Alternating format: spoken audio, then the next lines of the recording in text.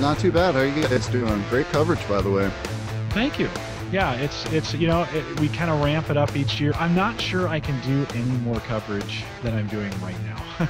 Oh yeah. So it's yeah. I mean, we're starting at noon or 1, and we're going till midnight, and 12 hours of podcasting each day for 4 days is more than anybody should have to do. I know you're busy writing, and you guys are posting like crazy. Although during CES, do you guys post more? No, we haven't been able to cover it very much, other than I wrote up an article about you guys covering it, but well, nice, thank you. we got a couple guys there, but their articles will come after the fact. So Yeah, sure. Well, let me back up a little bit, Brian. You are a blogger and now a podcaster. You blog over at GroovyPost.com. They kind of sponsored the coverage for today. But I know, are you just at GroovyPost right now? You're at a new domain as well? no, actually, just GroovyPost for now. Okay. So editor-in-chief. Very cool. Yeah, I was in IT for 10 years, and then I started working for How To Geek, and I decided that I had found my calling with tech blogging, and I wanted to get out of the rat race, so I decided to start working from home and blogging about technology. And after that, I actually wrote up some content for you guys at Home Server Show and The Average Guy. Yep. Yeah, And those actually continue to do. I mean, I get hits almost every day on some of those how-tos. I mean, I think you wrote one on using Windows Live Writer on Windows XP. okay. For us, and I still get hits on that. I mean, I think I just saw that the other day. Somebody was hitting that. So Yeah, that's great. yeah, well, certainly there's a niche in the how-to space, right? I mean, that's kind of they're a GroovyPost. You guys are all about kind of tips and tricks and how-tos and stuff like that. Yeah, absolutely. We do some reviews of products when we get them, and we write up some news. We're not like the other sites, like, well, I better not name them, but who chase down the headlines and all that, so we're not really into that a whole lot. You mean The Verge? TechCrunch. Yeah. Well, no, you guys are really. I mean, at least what I follow you on Google Plus, and there's a group now, GroovyPost group on Google Plus. I follow you guys out there as well, and I mentioned this the other day that I see a lot of stuff that I just won't even sometimes think about. The tip for a Windows 8 tip of something that I was like, oh, you can do that. Yeah. And you guys have quickly gone in and covered that. Brian, let me ask you this question, because this is you crank out a couple of these. It seems like a couple of these things a day. How do you stay up with all that? I mean, how do you get ideas for these how-tos? How do you stay up with it all? I mean, certainly you have to have the equipment oftentimes to get it done there, but how do you stay up with it? Well, yeah, I mean, I've spent plenty of money on equipment. Sometimes we get vendors to send us gadgets, and we can check out new software and everything. But of course, I'm a TechNet subscriber, so I'm always getting the latest versions before anyone else. And I just kind of take the approach that if in technology, somebody is always going to have a question about doing something on it. So, I mean, we just cover the gamut as much as we can. And do you guys like sit down as a group and kind of diagram out or plan out or roadmap what you're going to cover, or do you wake up in the morning and say, today I'm going to write a post on how to change Windows 8 so that it looks like Windows 7? Yeah, well, I mean, sometimes that's how it goes. We do have a spreadsheet in Google Docs where we keep track of everyone's pitches for articles, and we kind of rate them as far as their newsworthiness. For instance, how to use Google Maps when it just came out for iOS. So we would pop up that before an more evergreen thing like changing power settings on the Surface or something like that. So you guys get together like once a week or something and kind of work through, kind of storyboard, at least like brainstorm ideas and such and stuff like that? Well, we're always in chat with each other, so it's just kind of an ongoing consistent process, really. Okay, so you just kind of play off each other, and you might do you ever, since you're the chief, right? You're the editor in chief. Do you ever somebody thinks they have a great idea and you go, maybe not. Well, we don't really, I don't like to shoot them down, but I'll offer insight on how to maybe cover something from a different angle and really make it useful to a person. So, I mean, yeah, sometimes, things need to be shot down, but yeah, That doesn't happen very often, does it? no, not a whole lot. That's good. We're talking with Brian Burgess. He's Mystic Geek in a lot of the places on Twitter and I think in Home Server Show forums, and has been a part of our community for a long time. He's editor in chief over at GroovyPost. That's groovypost.com, a how-to site. But more than how-to, right? Some news. I mean, it's more than, not everything is a how-to over there, right? I mean, what kind of news do you guys like to cover there? We'll cover anything that's new and exciting in technology and new devices. Basically, what we're trying to do when we do report something that's new, say for instance, the scan and match from Google Music recently came out. We'll report, rather than just reporting that, hey, this is out, we're done. We'll write up, this is out, and here's how to use it. And, here's the benefits, or here's the, downsides, whatever it is. So. Yeah, so you kind of give some commentary in with the news. Yeah, absolutely. Yeah. Let me ask you this. You see a lot of tech. I mean, it's just, you live it, you breathe it every day. I kind of sympathize with you during CES week, because for 12 hours a day, I actually go into work and I work a half a day, and then for the other 12, I'm home doing CES coverage. So I'm working a full day of tech, Sure. or a little bit more. Out of all the tech stuff that you're seeing, what's most exciting to you? I mean, what gets you, you've got to cover everything, but if you could cover one thing, what kind of gets you excited right now? Microsoft. Really? Oh yeah, absolutely. I actually recently sold my iPad on eBay because I wanted to get a Surface, which I have now, the Surface RT. And I mean, Microsoft's doing a lot of stuff right now, and it's really exciting. And I'm more into that because I've already done everything on iOS in its current form.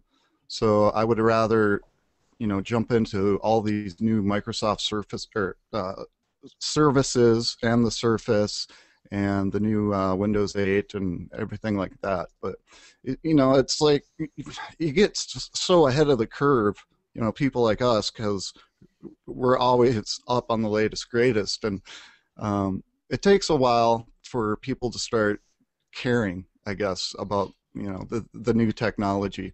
Like you said, an XP article is still doing well on your site that I wrote. Yeah. So Yeah. it's It's if you're an right. enthusiast and you live in a bubble, it's kind of hard to think about the average person Right. and what they want to read. So. Yeah. No, right on. It oftentimes is.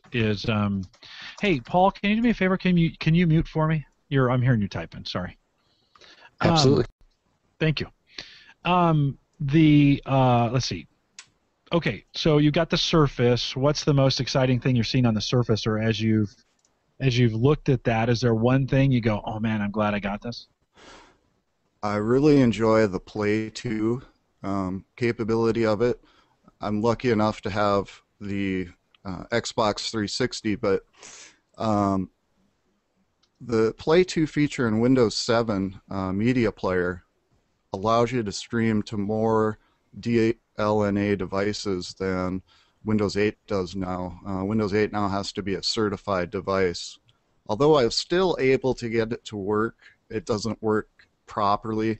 I can stream from my Surface, connecting to my home server, and then stream it to, I have a Sony set-top box. It's a Sony uh, streaming media player. It's kind of their version of the Roku, and I'm able to, it's DLNA, and I'm able to stream to that, but it doesn't work perfectly.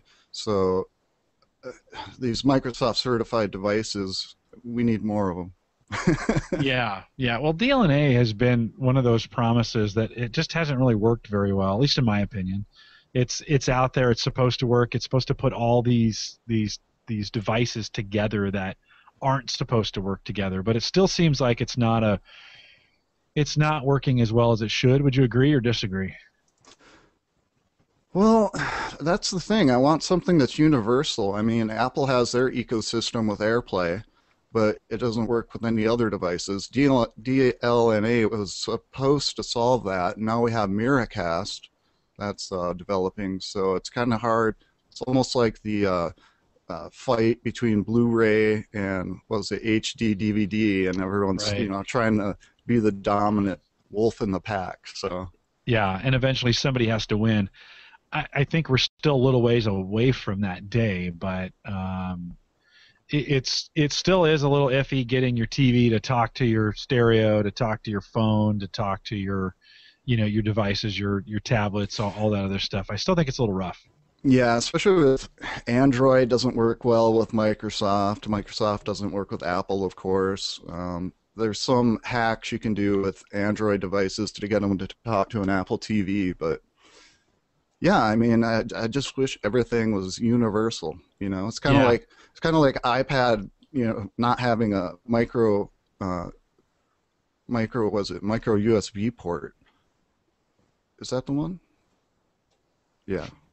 For oh Well, yeah, for their devices, they have yeah, proprietary right, cables and connectors. right. So Yeah, the connectors, and now on the new iPhone 5, it's still not. It's still very proprietary, and it doesn't even match the 4S or the 4 or anything going back. And that part is a little maddening. But what can you do? People still flock to it, and it's still a very favored phone. Let me ask you about your phone. What do you prefer? What are you on? currently, I have an Android phone running. I don't have it near me. I don't even remember what it is, but I I do prepaid Okay, because so I you're don't. It's a lot cheaper. I'm not really into contracts. I think they're a ripoff. And for the amount of time I spend on my phone, it's just a much more affordable way to go. yeah, yeah. No, yeah, right on. And for it sounds like for you, your phone is not maybe as important as some of your other, that's right now that you're kind of rocking the tablet, right? Yeah, I rock the tablet. I'm always here in Command Central with three monitors and my traditional desktop and my powerhouse system. I'm always on, Yeah, and yeah, tablets with Wi-Fi. And I it's kind of my little shack where I live, and I don't really need to venture out a whole lot because I have everything here. So yeah. No, right on. I know how you feel this week. I don't get out. I sit behind these monitors for a good part of the day. We're talking with Brian Burgess. He's Mr. Geek just about everywhere. He's also a writer and editor-in-chief for GroovyPost, groovypost.com. They sponsored a lot of the covers that we did today. And so, Brian, again, thanks for doing that. yeah, you bet. You guys kicked up a new podcast back, I don't know, you got to be 30, 40, 50 into this at this point, right? Actually, tonight we're going to record episode 24. Okay, so you're still in the 20s. That's good, though. Yeah, yeah. I told you a long time ago the first 10 are practice, right? You just got to Right. get in there, get them done, get your rhythm and figure it out. Tell me a little bit about the podcast. Who's on it? What are you guys talking about? Yeah, so we have the host of our show is Josh Windish. He works for Twit, Leo Laporte's network. He's a editor and occasional on-screen uh, uh, figure, I guess, and he does editorial or editing for Leo's Tech Guy. Is that Hmm. his nationwide show? Yeah, so he does that. And he's always at the Brick House, and he has radio background, so he's been doing that for a long time. And he's our host, and I'm essentially now the co-host. I'm always on with him, so sometimes just he and I will do the show. And we try to get on our senior editor, Austin Kraus, and the founder of Groovy Post, who's Steve Kraus.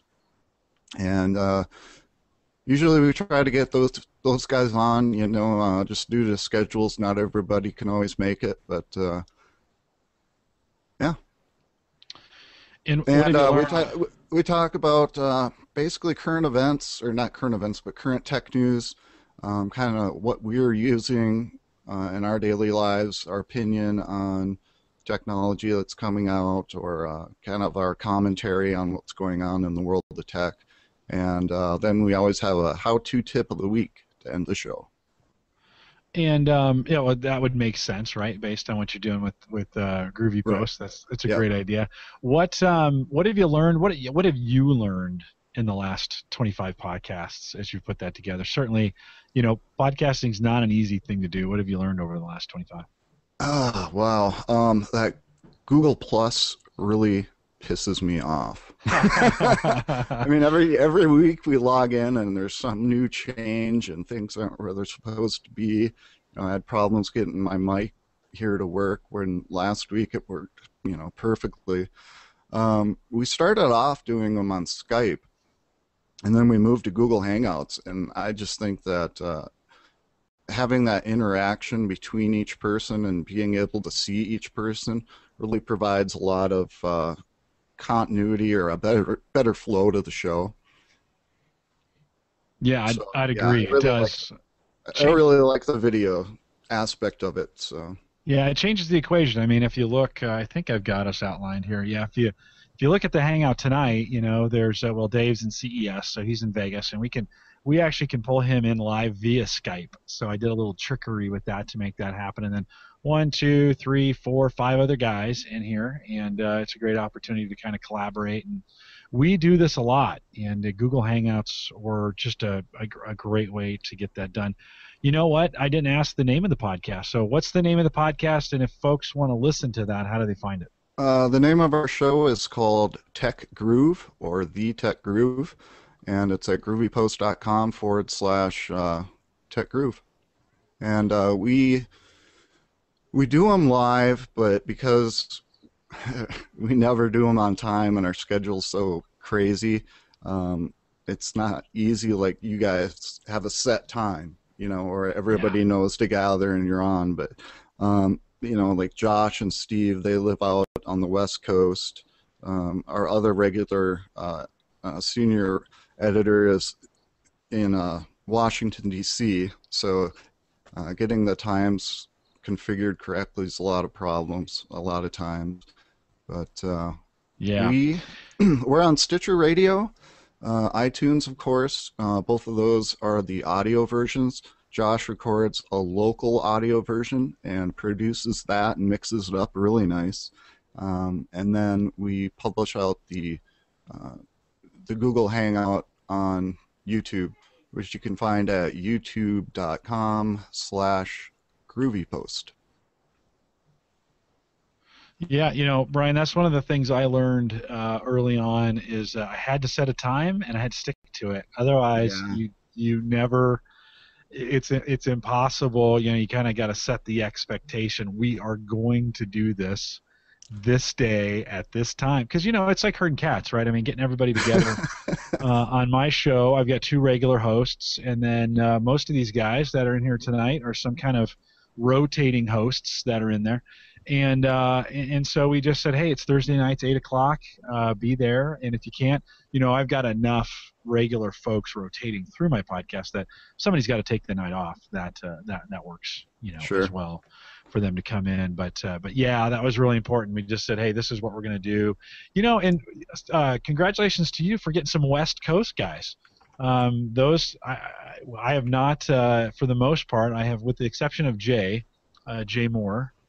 I can't get. Most of us are in the Midwest or on the East Coast. It seems like that's the sweet spot for finding folks or finding guys or gals that are willing to do it. But you found a couple guys, on a couple, or just one? Is Josh? Uh, Josh is on the West Coast. Josh is in San Francisco, and Steve, the founder of Groovy Post, is in Seattle, Washington. Okay. Very cool. Well, one last question for you, and are you looking at CES for anything in particular? Or is there anything at CES you're thinking, man, I hope I hear about this? All the big boys have pulled out, so it's a little anticlimactic, but anything new? Yeah. Not really. It's not the way it used to be. Like you said, all the Microsoft's not there, Apple, they don't do it because they all have their own events. So Yeah. it's a little lackluster now.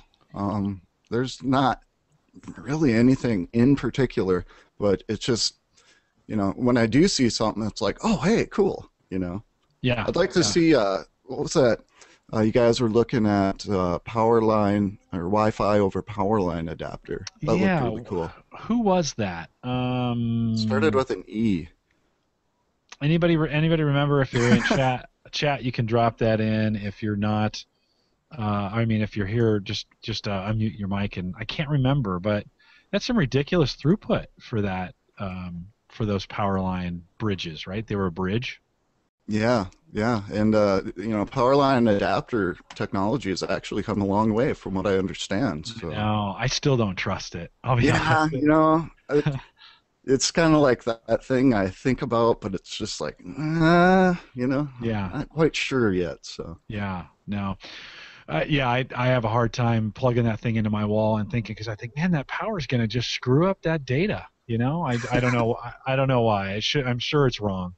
I'm sure I'm wrong with that, but I struggle to accept it. Well, Brian, thanks for taking 30 minutes to jump in here or so, and I wanted to get some time just with you. I wanted to say thanks for GroovyPost and for doing some cross posting. We always say sponsored the podcast today. We did a little bit of tweeting back and forth and some cross sponsoring. Obviously, you've been watching a little bit of the coverage that yeah, we've been doing, so I appreciate you doing that as well. And keep tweeting it out this week as we go. We still got plenty of coverage to do. We're going to get back to Dave here just in a second. But GroovyPost.com, anything coming in 2013 you guys are pretty excited about there at GroovyPost?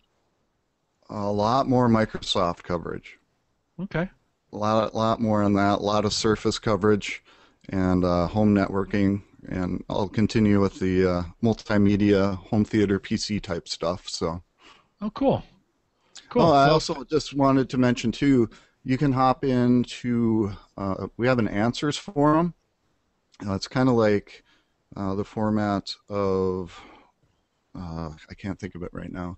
But anyway, you hop in, it's answers.groovypost.com. So if you have a question, we have a big community there, and people will answer it, and you get points for getting the best answer and things like that, and you'll receive a badge. And just kind of, if you, Stack Overflow, I think it is. It's kind of like that. okay. All right. And, you pop into homeservershow.com forums from time to time, right? I think I see out there. Oh, yeah, absolutely. Yeah, Poor good. home server. Hey, let me ask you that real quick. What did you have, or what do you have from a home server standpoint, and where do you think you're going in the future? Well, right now I have an HP microserver. What is it? The HP. It's the one everyone has. N40L. Yeah, there you go. Yeah. And I have 8 terabytes of storage in it and running Windows Home Server 2011. Okay. And so far so good. I mean, how much data do you have on it? Currently, I think I have 4.5 terabytes. I'd have to pull it up, but Oh wow. So you have quite a bit. it's around that. Yeah. Movies, music, all the regular stuff, or? A ton of music, a ton of ripped DVDs, and yeah, most of it's media. I have all of my Star Trek ripped to it, so. Okay. Yeah, good. So Good you can deal. get it on the go. We just busted out a Star Trek reference on the latest Home Tech podcast. If you haven't Excellent. listened to that, 101, I think, so go to the front of Home Tech 101 and get that. Speaking of the front of 101, actually, Brian, you penned the riff that we use on the Home Tech podcast, and still use that. So thanks for recording that. Yeah. For us. So if you go out and listen to the Home Tech podcast over at theaverageguy.tv, and you listen to the intro and the exit music, both written, produced, recorded, and mixed by Brian Burgess. He got that together. I still, whenever I hear that, and I don't ever get sick of hearing it, but it's one of those, it's one of those things. It's like, oh, Home Tech podcast is on. I'll hear it, I'll hear it. Home Tech Podcast is on. I've heard people say that too. One of those things important, I think, when you're doing a podcast is to find that distinctive opening music that people associate the podcast with. Yeah, absolutely. Thanks. Yeah, no, thank you for doing that. It's in your face. Yeah, no, it's funny because I think you recorded that on your. Did you use an iPod Touch to do that? Well, I did some. No, I actually plugged it into a Cakewalk UA1G USB audio input recorder onto one of my computers. Yeah, and you're quite the guitar player, right? I mean, you like to rip out a pretty mean riff. Oh yeah, yeah. It's a hobby. I won't quit my day job. Well, I remember saying I need this driving. Can you do this driving? And you gave me a couple different ones to look at, and then we landed on those, and I just haven't moved away from them in 101 podcasts. And Awesome. I think everybody associates that with the Home Tech Podcast. So thanks for doing that, Brian. Yeah, you bet.